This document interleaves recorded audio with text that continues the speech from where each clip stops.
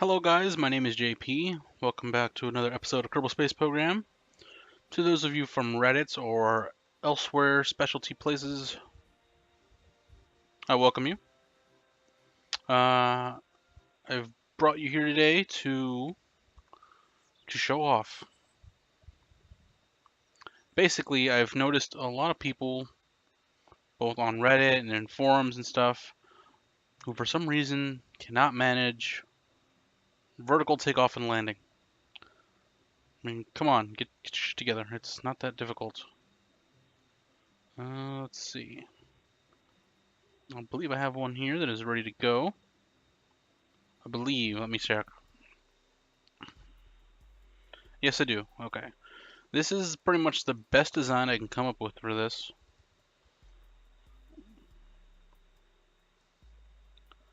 You need at least 2 of the SAS. You can either put them here or you can add them to the main fuselage. I have 4 on here to make sure of things because it's a little tricky.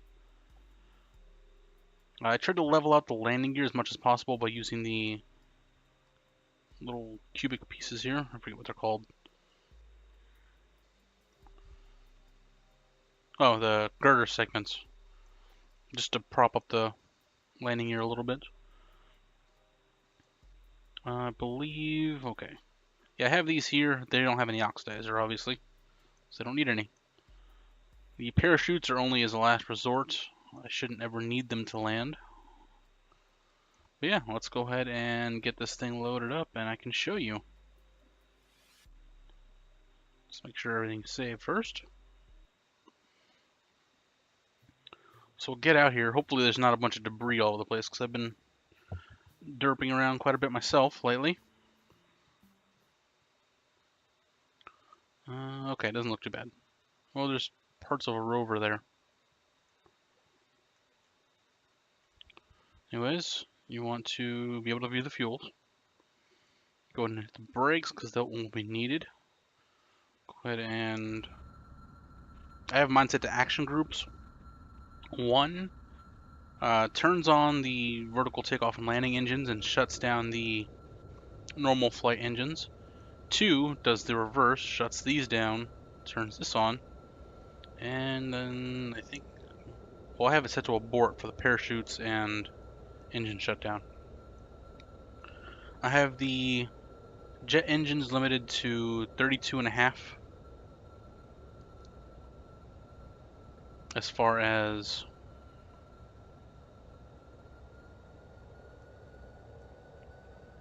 thrust goes. So at full throttle, and there's a reason for that. I know I could just leave it at like 1/3, but the reason for having them mechanically limited, SAS. The reason for having them mechanically limited is so that I can switch modes in mid-flight and have this be at full power right away. So it's a little tricky, it just takes some getting used to. You just have to, you want to keep it as level as possible, but if you're trying to not have forward momentum as well, you have to kind of keep your eye on it, because the plane automatically wants to go forward. It's a plane. It's the way the aerodynamics of Kerbal Space Program work. If you put wings on something, it kind of wants to go in the direction of those wings. So right now I have it, it's a very gentle vertical takeoff and landing, at least for the time being. Some previous versions I've made of this had the thrust limited to closer to 40, so it would take off and land very, very quickly. That's mostly unnecessary. It operates pretty well. The thing with vertical takeoff and landing is you have to watch your dimensions. You have to kind of pay attention to where you're going, not just forward and back and up and down, but side to side. It's very similar to docking, really, like the way you're flying. You have to keep your eye on things. Anyways, we're getting up there. I can go ahead and try to switch to... I can try. I don't know if this is going to work. Normally I wait till I get up to about 500 meters.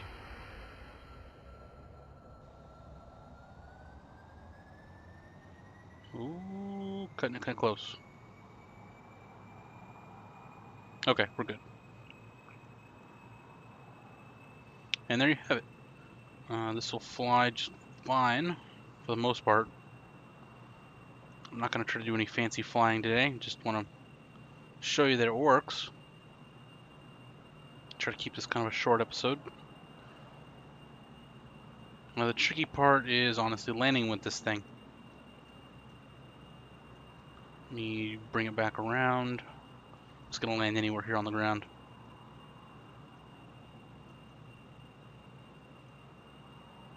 Gotta love those Kerbal Space Program aerodynamics.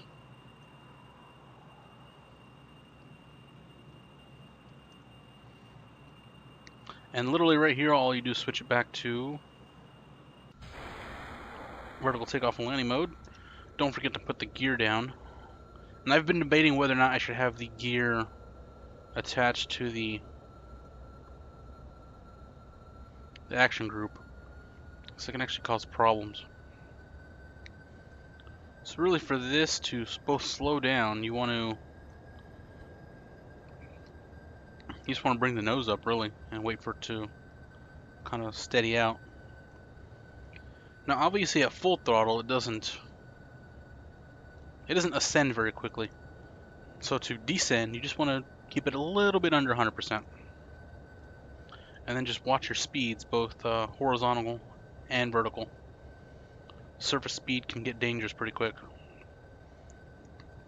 Although that is why I've taken to using regular landing gear as opposed to the fixed landing gear, like for a rocket, like for a lander.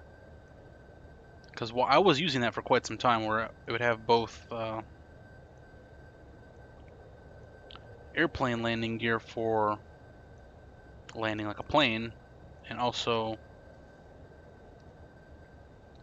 fixed landing gear for landing in VTOL mode. But having both tend to cause problems.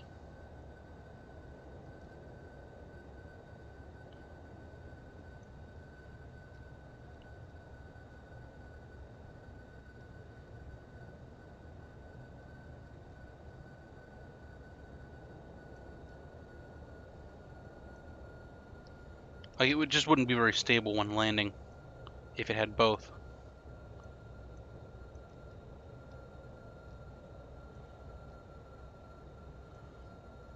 So it was easier to just kind of prop up the landing gear a bit and use it for both. But it works. I mean, it's coming down very slowly. That's just how Kerbal Space Program works. You can either be gentle with it and pray you succeed, or you can try to beat the shit out of something and hope it succeeds.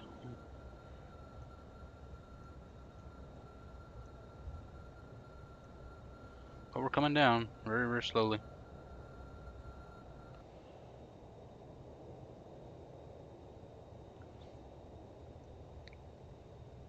Now, while it seems like a simple process, like the SAS is doing all the work, you have to keep your eye on it, because there is a point at which, if you're coming down too slowly,